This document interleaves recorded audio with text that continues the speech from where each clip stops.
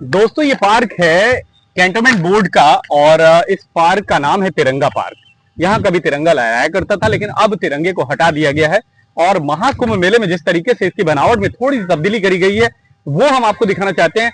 वो दरअसल पहले ये बिल्डिंग नहीं हुआ करती थी, यहाँ पर पूरा पार्क ही था और खंडहर से इलाके में जब पार्क बनाया गया था ना तो कैंटोनमेंट बोर्ड का यही सोचना था कि यहाँ पे आने जाने वाले लोगों को सुविधाएं मिलेगी, आराम मिलेगा और एक सुंदर स्वच्छ वातावरण मिलेगा। लेकिन उसके बाद जो परिस्थितियां थी वो ये थी कि ये पार्क पूरी तरीके से खराब ध्वस्त हो गया था और महाकुंभ मेले में जब बजट आया तो उसमें इस पार्क को सुशोभित कर दिया गया। ये जो पेड़ पौधे आप देख रहे हैं ना, ये अभी एकदम लेटेस्ट के पेड़ पौधे हैं और चमकती हुई पत्तियां ये आपको दिखाती हैं और ये आकृतियां आप देखिए जरा, ये बिल्कुल बिल्कुल बदल दिया गया इस पूरे के पूरे पार्क को ही।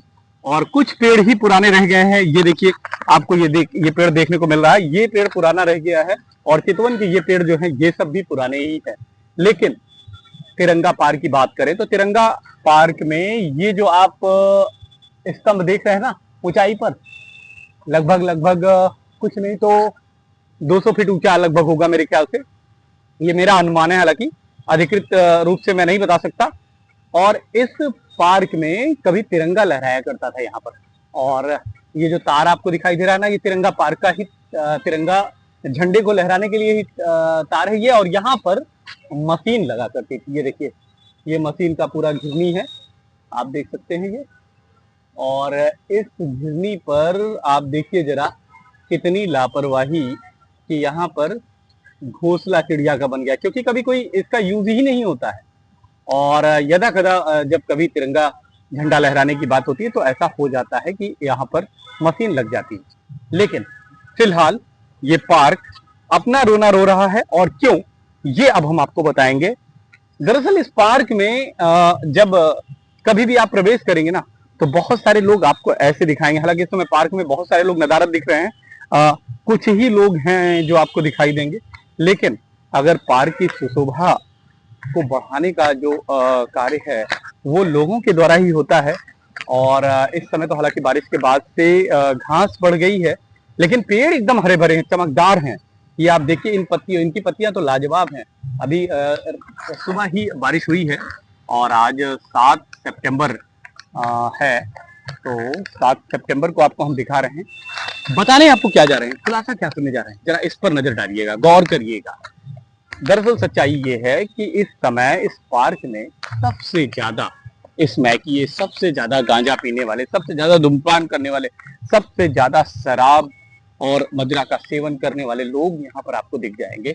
और ऐसे ऐसे लोग दिखेंगे ना जिनकी जिंदगी बिल्कुल अजीबोगरीब आपको लगेगी, कैसे नशे में एकदम लत लोग यहाँ पर आ जाते हैं और उसके बाद परिस्थितियां उनके साथ हो जाती हैं, जैसे मानो कि उनको स्वर्ग मिल गया हो, इस तरीके का नजारा दिखाई देता है। यही जगह है जहां पर लोग बैठ जाते हैं और नशे का सेवन करते हैं और उसके बाद ये देखिए ऐसे लोग यहाँ पर बैठ जाते हैं, लेट जाते हैं। हालांकि आज बारिश हुई है तो इस समय बहुत कम लोग दिखाई दे रहे हैं। अभी कुछ देर के बाद, क्योंकि 12 बजे का समय है, ये लगभग यही दोपहर का समय होता है जिस समय लोग आते हैं यहाँ पर और वो नशेड़ी आते हैं जो नशा करके आराम फरमाते हैं और चले जाते हैं। तो ऐसे में ऐसे पार्कों में कैसे कोई आम आदमी आकर के सुकून के पल गुजार सकता है, जरा इस पर भी सोचने की जरूरत है।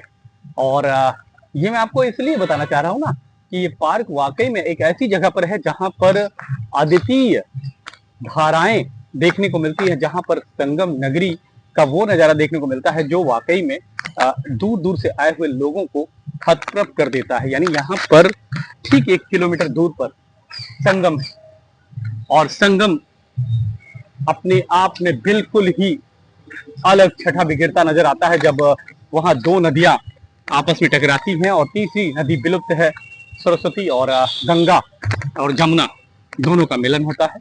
वही संगम पर न जाने कितने तीर्थ यात्री आते हैं और स्नान करते हैं इस पावन धरती पर प्रयागराज की, और उसके बाद अपने अपने घर को जाते हैं। तो ऐसे में इस पार्क के बारे में मैं आपको बता रहा था और अब आपको दिखाता भी हूं कि किस तरीके से इस पार्क में नशेड़ी अपने काम को अंजाम देते हैं।